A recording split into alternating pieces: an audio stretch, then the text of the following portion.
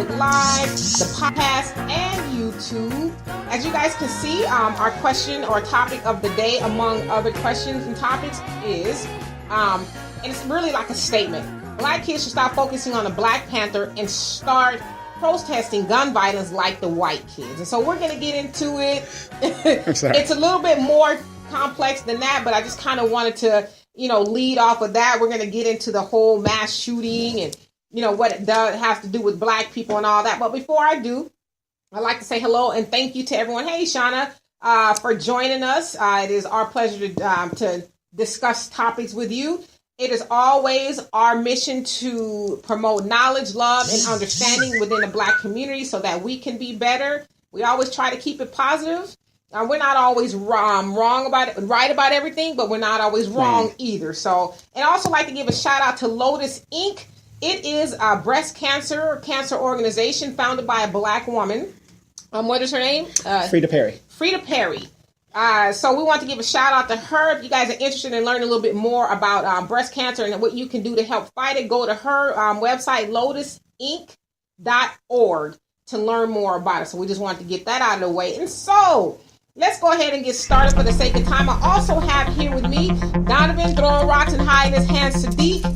He is my partner in crime. We've been missing each other for the last 2 weeks because 2 weeks ago I was in Jacksonville, Florida, and then last week he was in Atlanta. So we kind of had to, the show must go on. The show must go on. So anyway, let's get into it.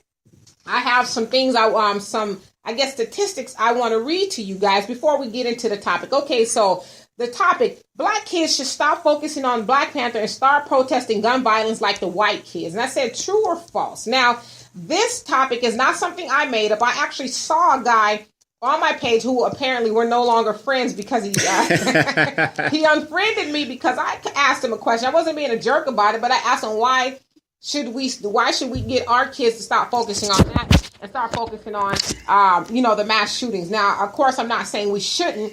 So he got mad and uptight or whatever, unfriended me. And so I said, well, because, originally I didn't want to talk about gun violence because it opens up a big old discussion. You got people who are pro and, and against, and it's just a big, I almost said something else, but it's a mess. It's a headache. It's a mess. And so, but a couple people wanted me to talk about it. So here I am. All right. So as you guys know, about a week and a half ago, a 19-year-old terrorist, and I'm calling him a terrorist because the news organizations will not call him a terrorist. They're saying he's mentally ill. He has some troubles. He was a foster, or was he an orphan? But it's like 19. Well, so yeah, he was in foster care for a while because he lost his mother, and they said that losing his mother took him over to the edge. Opie Cunningham, whatever. The stuff the excuses they give white people. So he had all these, mental issues. I think I'm a little too close. I got a big old head. So he had all these excuses, right? But he's a terrorist that walked into a Florida high school in Parkland, and he killed 17 people, injuring 14. So he did a lot of damage to a lot of people. It was, I believe, the 34th mass shooting since January. You guys, we're only not even done with February. So less than 2 months, there's been 34 what they deem to be mass shootings. All right. Now, this came from the Gun Violence Archive. All right. There's been at least 1,600 mass shootings since the Sandy Hook elementary school shooting in 2012. Okay. 1,600. All right. Now, currently, there's over 350 million guns roaming around the United States. In 2017, guns accounted for over 6,100 incidents with guns, with 16,000 deaths, but not including 22,000 suicides. So that doesn't even include suicide. All right. Now, so far to date, America is at a little over 2,200 deaths and counting. This not even 2 months in, 2,200 deaths, gun deaths rather. Okay, what else do we have? America does not have more crime than other countries, but it does have more lethal violence, largely due to guns being around.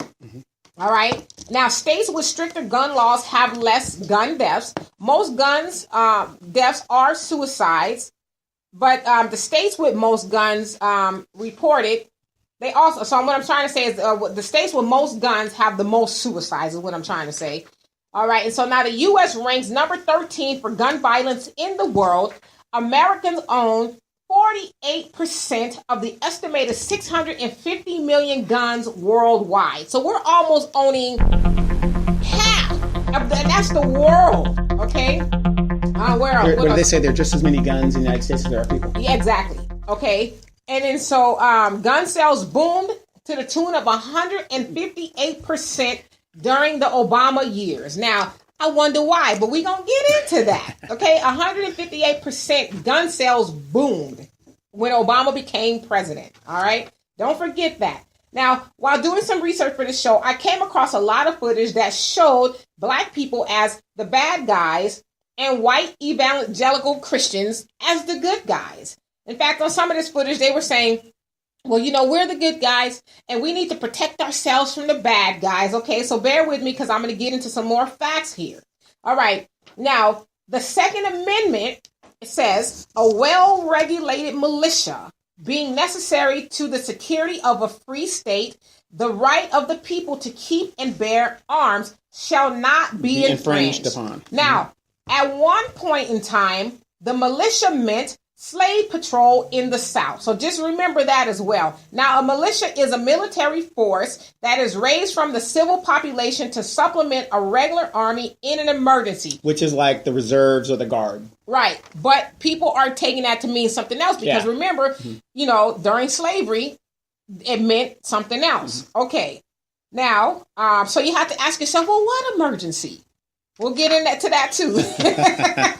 Now, it's meant for individuals to protect themselves, not for individuals to rise up against the government in case the government is trying to take away their rights or their guns. Because a lot of people, if you guys have, follow the news, and I'm going to get to you guys' comments in just a second, but a lot of people, if you see the news, you see these militias that are in the South, buried in mostly white militias, and their thing is we're going to protect ourselves, and a lot of them say against the government. Skinheads, Aryan Nation, blah, blah, blah, neo-Nazis. Right. And so in 1866, it was changed to protect freed slaves, it being the Second Amendment, because before it was like, okay, we need to have something in place because we need to keep our slaves under control and make sure they don't, revolt like they've been trying to do. So they ratified that in 1866 after slavery was abolished. All right, saying, okay, leave the slaves alone now. They're no longer slaves. They're free.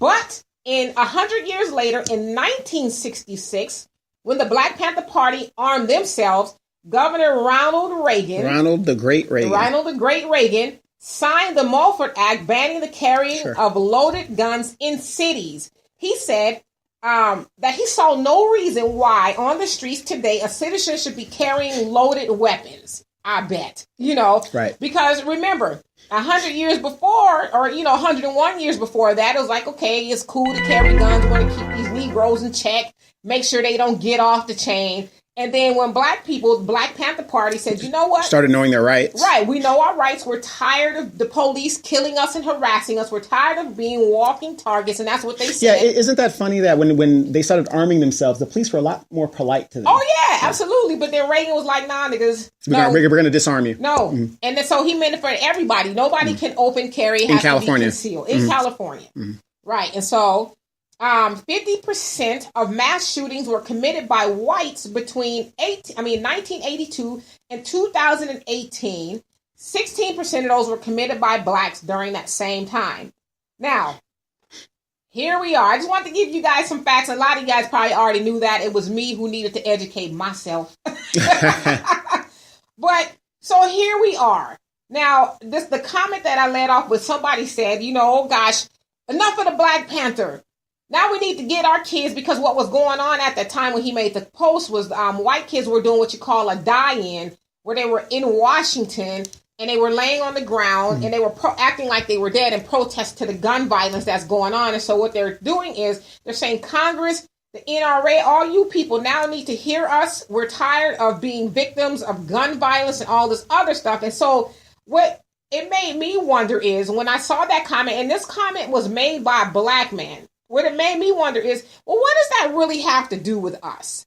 I'm not saying that we shouldn't care about gun violence, because we should, because we know that primarily Black people are affected by it. Right. Well, you're saying, why should we care about it? You've got a lot of Black gun violence in our communities. Right. However, now what black people are supposed to do, per his narrative, is we're supposed to drop everything we're doing. Because that good white man right. Because now white people are, they're really serious about it, and we should go over there and join hands with them. I used this analogy the other day. We should leave our burning building, because we got a burning building, and go help them put out their burning building.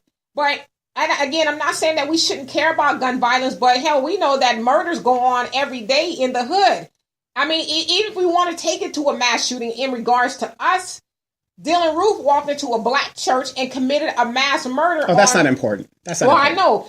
So he did that. Yeah, but where were all these white people saying, you know what? Let's go lay in D.C. and make the NRA and Congress hear us. Now you have all these organizations that are pulling out of the NRA. I mean, big time supporting and sponsoring. They're no longer supporting and sponsoring them. They said, okay, we hear you guys. Because it was a white school, affluent white school that got shot up. So now it's a problem. Right. But again, to your point, America, as people would say, have always had this love affair with guns. Like I watched a lot of footage, you guys. Some of it I'm like, ugh.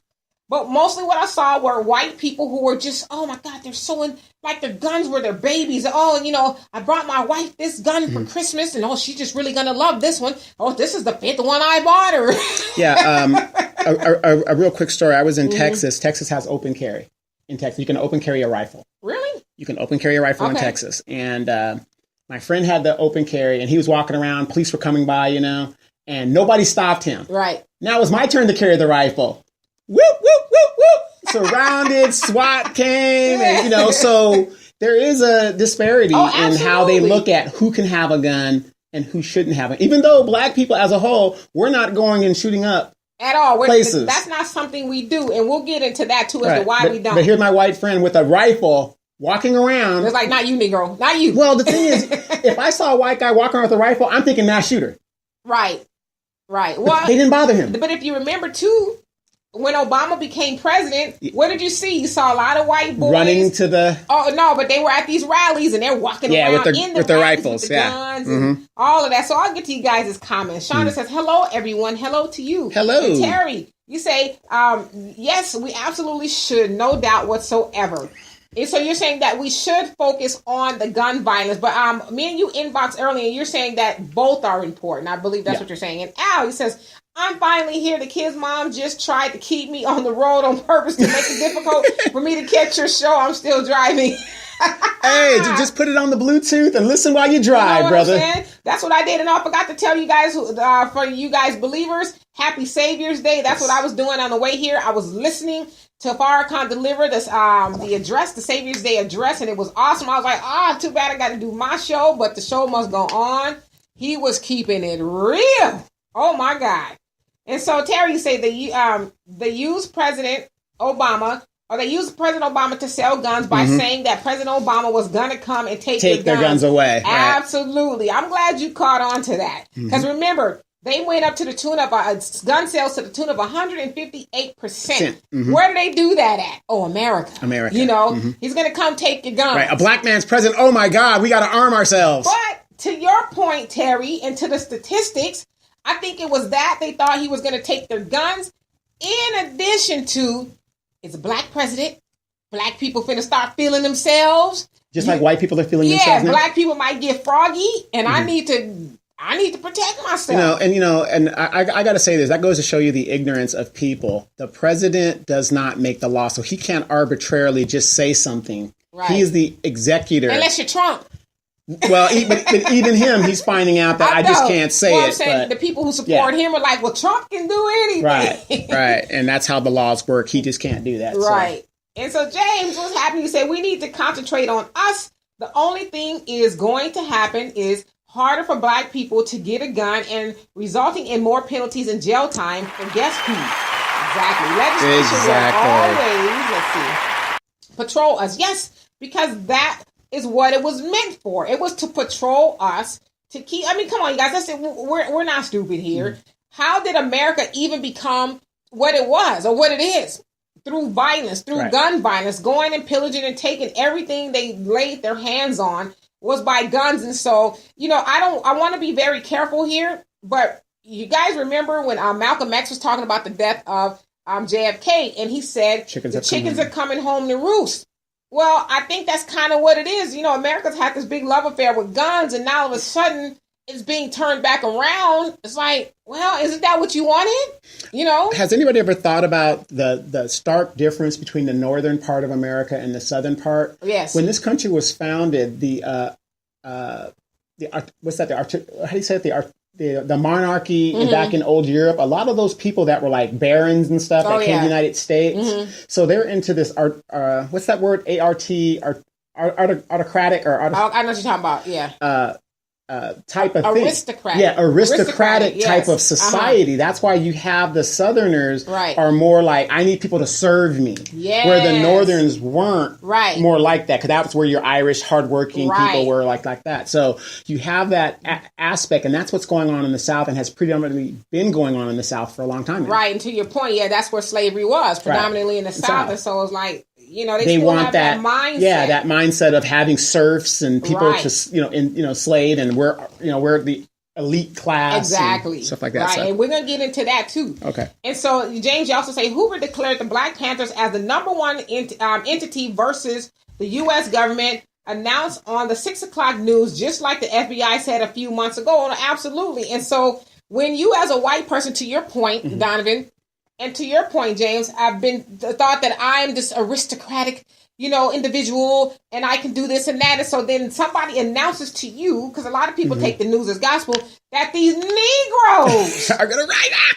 They ride around the city in guns, and they're going to, they're number one public enemy, and they hate white people. Because of what we've done to them. Well, no, they leave that off. Yeah, but subconsciously they know that payback is going to come. Right. Hey, Donald, you say Black Panther I didn't enjoy for movie quality. So you didn't like the movie. Okay. I haven't seen it yet, though. Okay, that's your brother. Is it? Yeah. Oh, yeah. Okay, yeah. My brother's listening over there. Shout out to Sergeant Malloy there. Yeah. Master Sergeant Malloy. CCF graduate, by the way. He finally got his degree. All Congratulations. Right. Woo and all of that. Yes, okay. Yes. Al says the only man I remember walking around with a rifle was Chuck Connors. The rifleman. Oh, my God. Hey, and do you know in the beginning of The Rifleman that he was actually shooting his wife? Really? He might want to watch Farrakhan's message, because he was talking about how men should treat their woman as I got out the car. So he might want to watch that message. All right, gotcha. Terry says, you're absolutely right. They're always chirping about a race war that hasn't happened. But many of them want it to happen. No, absolutely. That is exactly what's going on here.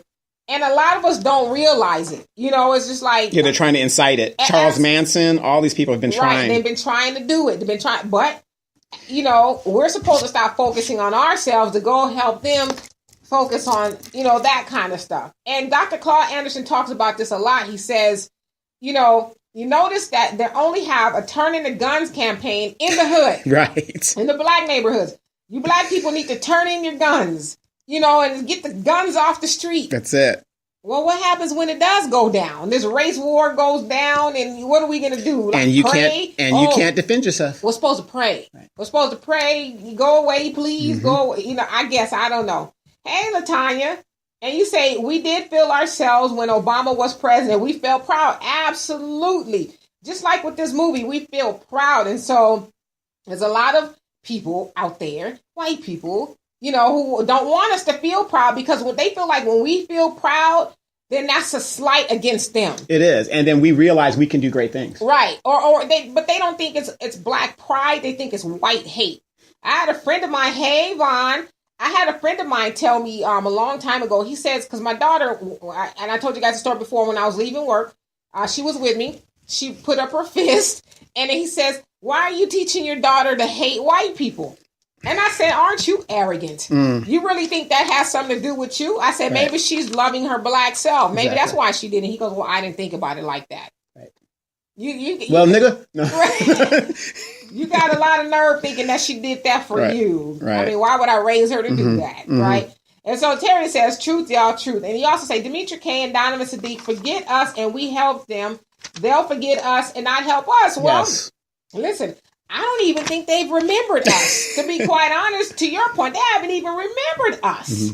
You know, it's like, but we're always doing that. We're always the race that drops what we're doing. Okay, let's go do this with them because, I mean, the Women's Day thing, we say DACA. Now this whole gun thing, listen, the gun... LBGT, the gun thing does help us, but it's like, well, bet you by golly wow, Sally, you didn't come help us. When black people are getting, mowed down in the streets and gun violence is going on, why should we go help you guys? Listen, we got enough problems of our own. All right, listen, white people gonna be all right. They gonna be all right. Listen, the NRA, I believe they will budge now because they're starting to lose money. The NRA has not budged for nobody. If you guys remember Charlton Heston right before he croaked, he said, "From my cold dead hand," he held a rifle at the NRA convention saying, "You guys will pry this out of my cold dead hand." That's it. And they literally did. They literally did. But now white people are getting some traction. They're getting people to listen up. Like, okay, well, maybe we need to do something about this gun thing, Sure. And honestly, we can go deeper and deeper. There's levels to this, you guys. There's just so many levels to this. Well, on this gun thing, and I'm going to give it to my opinion. Hey, Floyd. What is the reason for a military weapon in civilian hands? That's a good question. You can have anything else you want. Just take the military weapons out of their hands. And I'm not even laughing because Al was talking about it earlier, and he's like, even if you're going to go hunt deer, why do you need to go? What are you doing to the damn deer? Like, what is it supposed to look like? You got an AK-47 out there, and you're packing the deer. There's gonna be nothing left. Yeah, why do you need to do or the that? ducks? Right. And Floyd says, let them feel slighted. I totally agree. Sure. Like, I should be able to feel black pride without having to, you know what, I'm just going to keep it down a little bit because, the white people be mad if I say black power. Right. I say black power. Right. And he also say it's crazy that they feel everything has to evolve and revolve around them. Yes. No, I saw a video. It was funny. It was about the Black Panther. And this is this white woman. And I don't know, it came from a movie or something. But she's thrashing around the house. Why can't it be called White Panther or Human Panther? Right. Why does it need to be called Black Panther? It's like, well, damn.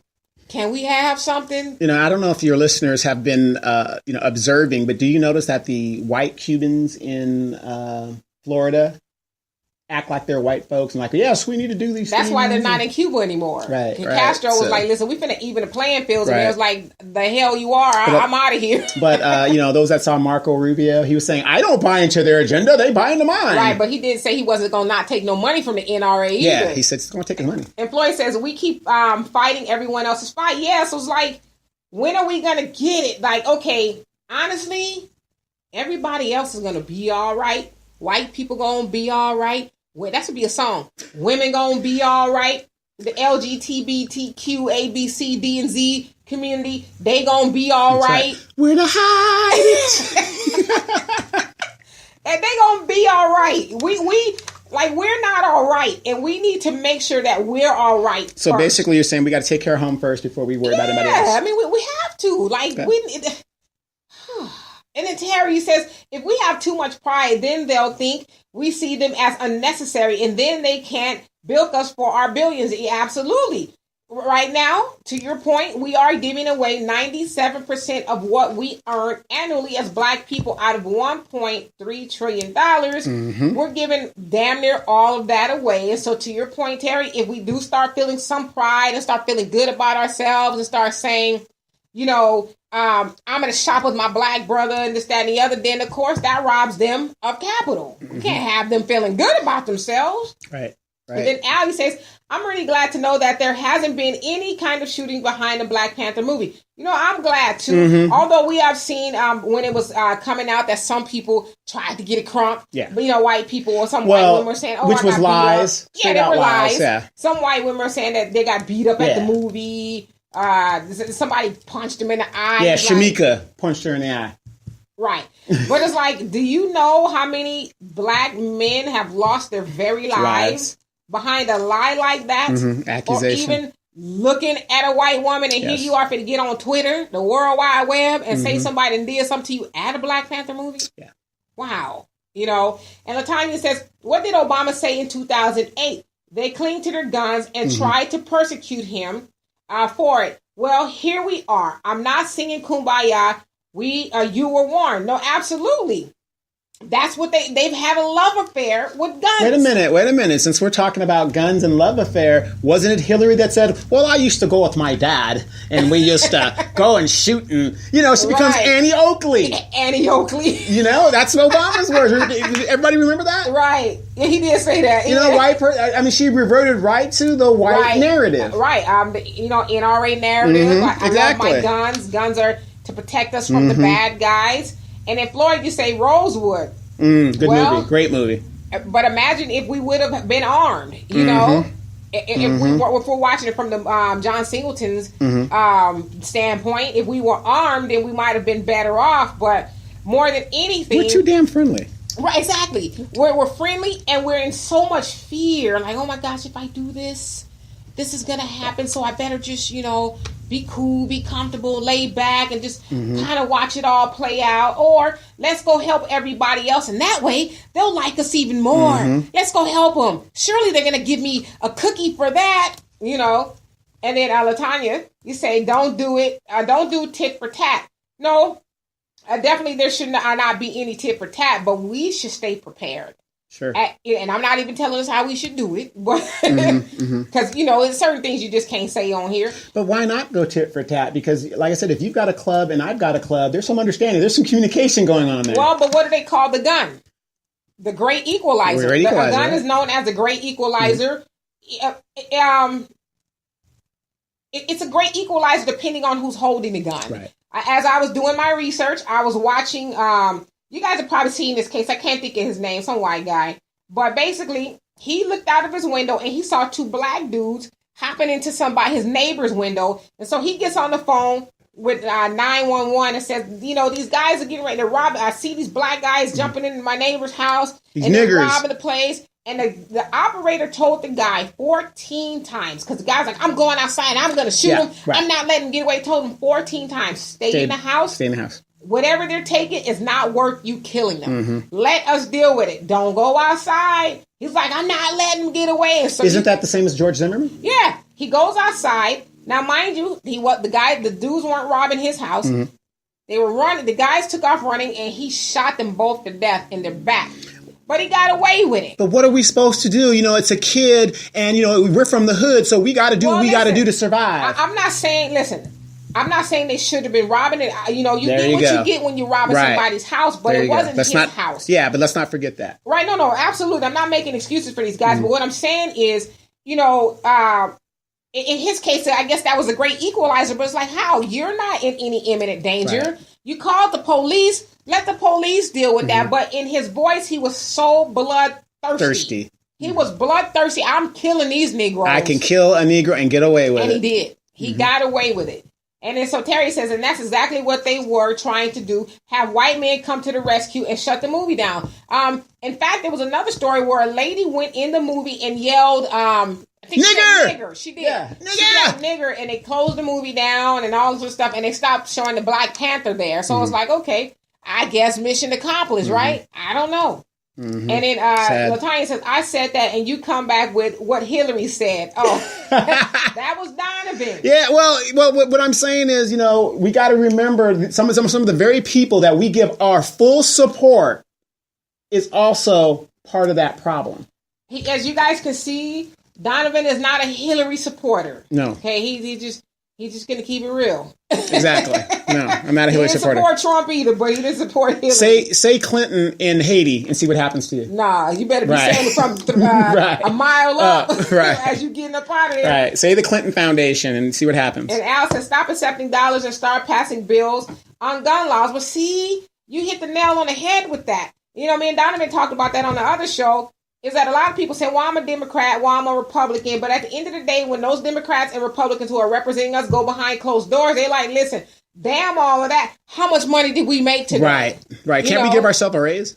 Right. Did the laws and bills we pass make us richer? That's all they care about. But when they get from behind the door and on the dais, it's like, listen, fellow people, I'm here to help you. And Or here's what they do. And a lot of people, because we have such a short attention span, remember when Trump was running and he was going to address Melania's immigration status? Yeah. He says, well, we're going to get that next week in a meeting next week. Did that meeting ever take place? No, we're waiting on it. Exactly. We're waiting on it, guys. There you go. And Floyd says, They see our power and influence culturally, socially, and financially. Yes. You know, as I said last week, we talked about this. Black people are the best of everything. Everybody wants to be black people, except for they don't want to take on the ills that black people do. You know, you have white women who want to look like black women. As I said, my dad even made a comment, and he's 74, saying, I'm starting to see white women trying to do their hair natural. Whatever that means. Because, you know, but I guess trying to get it to whatever, dreads and all that other stuff. So, yeah, absolutely. They know that we are very influential, and the moment we wake up, it's on and cracking. Well, and that's the thing. They keep throwing us a bone. We can shut down this whole commerce situation because we are the ones that are buying all the shit. I put up a clip. I watched Black Like Me the other day. It's a movie from the 1959 or something like that. Black and white. What had happened was this guy, a white guy, took some pills to dye himself black because he's a journalist. True story. And he wanted to go into black society. I think he was somewhere in Mississippi, Alabama. And he was passing as a black dude. And so he was sitting and talking to a lady who was working at the lunch counter. And she was like, you know, we can shut this thing down. You know, we have the power to do that. If we basically didn't go to work or whatever for one day, whatever, we could shut this down. So that was years ago. But here we are still talking about it, you know. And then Floyd says Zimmerman followed Trayvon and then said he feared for his life. Right. And he got away with it. He got away with doing it. And what kills me is, why did the protests, you know, we should still be outraged about that to get justice. But no. Well, a lot of times, too, people get money, lump sums of money, you know, wrongful death suits. And it's like, well, and then you got to stop talking about it. Until the next time. I mean, how many more murders has it been since him? Right. Lots. Well, you know, Trayvon Martin's mom went to go make a rap CD, I think it was. You know what, you better... No, she did. That's a true story. Trayvon's mom went to make a rap CD. Yeah, she made a rap CD. Are you serious? Yes. Okay. Mothers of the Movement. Yep. Okay. She sure did. You have that? I want to hear it. I can download it for you. Okay. Yeah. It goes, where did I hide it? There's something wrong with him. Latanya says, here's a plan. Take your ass to polls in November, the midterm elections, and take away their power. Yes. I agree. We should vote. But I think that, and we're eon light years away from doing this, unfortunately. But as Dr. Claude Anderson says, we should combine our vote and say, okay, black people, this is how we're voting. Whether it's for somebody white, whether it's for somebody black, the common denominator has to be that whoever we decide to give our vote to, they are truly going to do what's best for the black community. Absolutely. And not just lip service, but contractually, we need to hold them to it and say, okay, you're going to do this, and we're going to do, okay, sign on the dotted line that you're going to go to Washington and you're going to sing our praises. But what's the repercussion if they don't? Well, that has to be drawn up in the contract. Okay. You know, but but I agree, we should not vote. We should vote, but we need to be more careful about who we're voting Give our vote for, to. because I mean we're just going to keep ending up in the same situation. But definitely midterm election, the local elections, the state elections, those are very important because they directly affect us. Is going to be very pivotal. You guys watch it. It's going to be very impactful. It's going to be some jaw dropping and stuff. And then Floyd says they love black culture, but they hate black people. Yep. Absolutely. Yep. It's funny. I saw somebody make a post saying, when we go to Wakanda, the Kardashians can't come. Speaking of seeing a post, I saw a post that said there are no weeds in Wakanda. I don't have that. I'm just saying. Okay. So in Wakanda, there are no weeds. Hey, I just know I can speak for myself, but they said the Kardashians are not welcome in Wakanda. Okay, appropriation, vulture cultures, they're not welcome. Okay, all right. I also saw one that said R. Kelly wasn't welcome either because he said he was going, and they said no, he ain't. Oh man. We already starting that mess, right? Yes. And then Allie says, now, black men don't do mass shootings. They just disrespect and hit black women. I saw a video of a black guy hitting multiple black women in the building, shaking my Dangerfield head. Well, again, I watched Farrakhan today. He delivered the Savior's Day address, and he was talking about that, how black men should treat black women. But you're right. Overall, mass shootings aren't really black men's thing or black people's things. Although they have done it. but not to the tune that white men have done it. Yeah, it's really funny. If anybody should be doing mass shootings, it should be women in general, with the bullshit you guys put up with. Well, as I was doing my research too, and Floyd says local elections are most important because they directly affect our quality of life. Yes, that judge that you didn't, do a little research on, might have a 98 conviction rate of black men. Sure. But yet, because his name sounds familiar and, he's the incumbent, I just vote for him again. Right. How do you know you're not voting for a judge that's continuously throwing the book at black people? And speaking of which, they're saying that's why, like they say, there's a difference between the crimes that black men do, because it's predominantly black, or not men rather, who are doing the mass shootings. They say a lot of times when you do the research on the white men who have done the mass shootings, it might have been because they lost a job. Maybe they did have some drug issues, or their wife or something like that. And so it's said that white people have a false sense of entitlement from birth. They feel like, oh, well, I'm entitled to this. Life should just be easy. Oh, I shouldn't have any problems getting any jobs, or I should have got that job before the white or the Mexican black guy, the black guy got the job. I should have gotten it. So they don't know how to, they don't have any coping skills. And so then they're like, you know what? I have this arsenal. I just really don't feel like being here anymore. Or, I'm going to take some people or why is it that when a white guy does something, a kid or something does something fucked up, it's just like, oh, he's just a good old boy. It's okay. Right, because you got to remember, too, not that you don't already know this, but we got to look at the people who are explaining that. You guys notice I quote Dr. Claude Anderson a lot. You guys should look him up on YouTube. He's very insightful. He drops a lot of wisdom and knowledge. But when black people own less than 3% of the media, and so the fact that we don't own and control any media, everybody else is able to write our narrative, and they're able to write their narrative. And so if you are the storyteller and you're saying, oh, well, this white man, he went and shot up, all these people, but gosh, he was mentally disturbed. Right. His wife left him. He had all this, that, and the other. He just had so many things going on. He's mentally ill. He was just mentally ill. Right, he was mentally. So they're able to write those stories. Now, of course, if that had been Ray or Pookie. An example of the Central Park Five. Right, the Central Park Five. You guys are familiar with that. Donald Trump was one of them. He took out a big ad in the New York Times. Says that they should be shot. And yeah, he was advocating for the death penalty for 5 boys who were totally innocent. The Central Park rape. Totally innocent of that. And so they're able to write the narrative.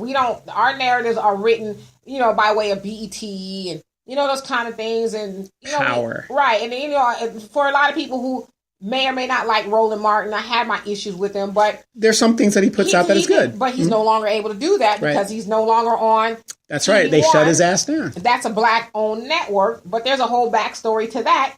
And so Al says, it's so refreshing to hear you and Don speak on black unity and issues because, as I told you, here in the South, they focus on religious shit opposed to the black shit. Well, it put so eloquently. Well, yeah, I mean, and listen, I'm not religious. I do believe in God. I have a relationship with God and all of that other stuff. But it was James Baldwin who said, and I'm paraphrasing, when you're aware and awake in America, you're always walking around in a state of anger. You're always mad because you're aware. So the point that I'm making is, once I became aware what Christianity has done and is doing to our people, this is my standpoint. I'm not trying to, offend any Christians. But when I became aware, I stopped doing it myself. And I did become a little bit angry. Like, wow, here we are, 500 years later, still practicing a white religion that has kept us very docile. And most nations, if you look at their history, what they've done to other cultures. Yeah, it kept us docile. Just take it, turn the other cheek. It's okay. You're going to get your pie in the sky. Bye. All of that kind of stuff. Just take it now. We've been taught that, and we're still teaching ourselves that instead of saying, okay, religion is nice to some degree, but we still got stuff to do. Al, is your point. We got black shit to do. We got to get about our business. My dad always says prayer ain't worth a damn at a bear meeting. And so a lot of people don't know what that means is you at a, you doing something and some bears walk up in there talking about, I'm finna eat you, you ain't gonna say, hold on, Father Holy Ghost, I pray you right now, Lord Jesus. Right. Make the bears go away. Know what you're gonna do if you got an AK-47. You're gonna get the AK-47 and start handling business, you know. And so that's kind of where we are as Black people in religion. We're just kind of like, well, you know, we're going to let go and let God. Well, you know, the funny thing is me and my cousin were talking about, because she listens to the show as well. And hey, Charles. Is that LaTanya Brown? No. Okay. But we were talking yesterday, and we were saying how, especially as Black mothers, we say the Black man ain't stepping up in the community. We ain't doing this. But the Black mother is so quick to slap down young Black men. I'm not talking about when he's selling drugs in the community. But even if he's doing that, why isn't the Black mother slapping him down when he's doing that versus standing up and protecting the community? Well, I mean, that's a good question. And then Charles, you said, so on point. And Floyd said, exactly, we got Black shit to do. Absolutely. And that's a good question. You know, and again, I impress upon you guys, if you have time, I need to finish it. Go listen to Farrakhan. He was talking about that. Mm-hmm. You know, the dynamics between a Black woman and a Black man are so messed up. Yeah. They're so messed up to where, you know, if we don't get along and we don't know our proper places and all that other stuff, we're never going to be able to build a nation. Right. That's just going to be a futile effort. And so everybody's got to know their role. Mm-hmm. You know, men and women. Right. If your child is out there selling drugs, it's not just on the Black mama. It's on the Black daddy too. Right. You know, so everybody's got a role to play. Now, if you're speaking more in terms of single mothers, yeah. Because you know, in my conversation with her, what we were talking about it, because you know, the question, I was in Compton yesterday, and the question was asked to me, what do I think is the key to changing the narrative, what's going on in our community with our single mothers, whatever? I think the key is the woman, period. We got to get some respect for the Black woman. If we can't do that. That's what he said. That was the gist of his message. And it's funny because before I listened to that message, I just happened to listen to Malcolm X, and he was, it was his, along with his speech saying, who taught you to hate yourself, who taught you to hate your hair? And he was also saying, it was a compilation rather, that the Black woman, and this was in the 60s, the 1960s. To me, the Black woman is the key. But he said the Black woman is the most unprotected and disrespected person in walking the world, planet Earth. And then Farrakhan said the same thing. He says Black women are disrespected and unprotected. And that should be your job, not per se just yours, but your job as a Black man to make sure that the Black woman is protected. Malcolm X even went further to say that if something happens to the Black woman, we should be ready to kill for her. Yeah, exactly. Just like the white man does for his white woman. Right, exactly. You know, hell, you was in 1960s and 50s, if you was walking down the same side of the street and somebody, you know, deemed that you looked at her, you'd be swinging from somewhere. Yeah, I'm a dead man. Just on the premise of, I think you looked at her. But a lot of people are going to say what I just said was BS. But if you don't believe me, listen to the music that our kids are listening to and these generation of women. When women are dancing to the word bitch in a song, and then they're referring to themselves as B words and stuff, we got to get her self-esteem up and get her some respect. Well, true. So, and there's, again, you know, there's two sides of that. Sure. Yeah, a woman worth her weight, and a woman who, with knowledge of self, will not be referencing herself as a bitch. Okay. Then the other side of that is maybe that type of music shouldn't be made. If you, as a Black man, had knowledge of self, you wouldn't be referring to your Black woman in any way, shape, or form as a bitch if you have proper knowledge. So it works both ways. Okay, I'm just waiting for y'all comments, and me and Donnie are going to chop it up. Well, what it is you know, and this gets back to our narrative and our point. I'm a son, and I write this song. Bitch, ho, ho, ho, ho, ho, bitch. I give it to you as a mom. Oh, well, I like the music. I mean, come on, you know? Well, no, but again, that starts, you know, my younger brother, he has a son that's 8, and so he's interested in teaching him. He inboxed a few of us and wanted to know what music he should start letting his son listen to, because he wants him to, you know, start hearing about some positive things in the Black community, this, that, and the other. Of course, I said X-Clan, Jeru the Damager. Oh my gosh, X-Clan, man. And so my sister, who was also in the message, was like, well, there's some cursing and stuff in there, and I'm like, well, it's probably not something he's ever heard before, but we have to make sure that our kids are listening to those things. it should come a point in time that if a child is writing a lyric that says bitch, hold this, that, and the other, showing his mom, to where it's like, well, son, why are you writing that? First of all, you shouldn't be doing that, and it's not going to sell because ain't nobody going to buy that. Now we're on the flip side of that.